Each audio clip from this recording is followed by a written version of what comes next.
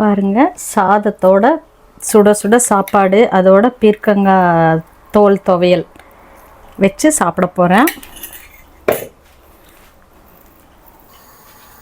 இன்றைக்கி நம்ம கிச்சனில் பீர்க்கங்காய் துவையல் பண்ண போகிறோங்க. அதுக்கு ஒரு கடாய் வச்சுருக்கேன். அதில் ஒரு 2 ஸ்பூன் எண்ணெய் ஊற்றிருக்கேங்க.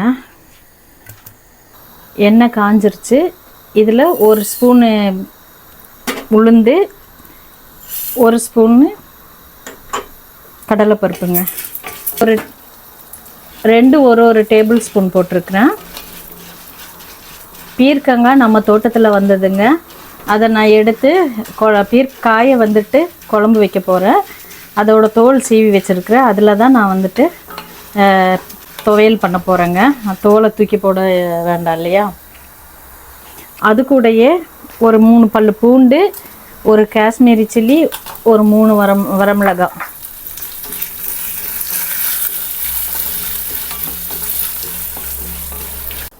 அது கூட ஒரு சின்ன நெல்லிக்காய் சைஸ் அளவு புளி போட்டுக்கோங்க.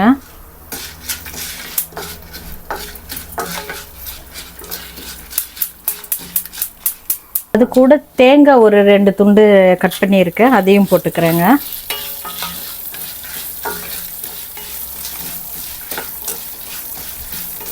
எல்லாம் நல்லா வணக்கியாச்சுங்க. பாருங்கள், இது கூட நான் அந்த பீர்க்கங்காயோட தோல் சீவி வச்சது அது கூட போட்டு வணக்கிக்கலாம்.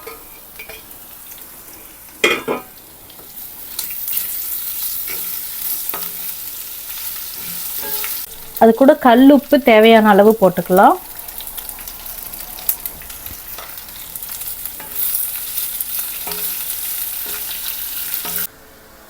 எல்லாம் நல்லா வணக்கியாச்சுங்க. கொஞ்சம் ஆற விட்டுட்டு நம்ம மிக்சியில் அரைச்சிட்டு வந்துடலாம். ஸ்டவ் ஆஃப் பண்ணிடுறேன்.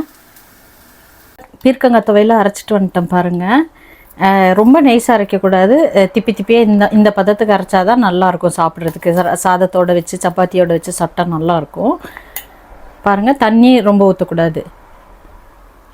தோசையோடு கூட வச்சு சாப்பிட்டு பாருங்கள். சப்பாத்தி தோசையோடலாம் நல்லாயிருக்கும். நான் சாப்பாடோடு சாப்பிட்றேங்க. பார்க்கலாம். பாருங்கள், சாதத்தோட சுட சுட சாப்பாடு, அதோட பீர்க்கங்காய் தோல் துவையல் வச்சு சாப்பிட போகிறேன்.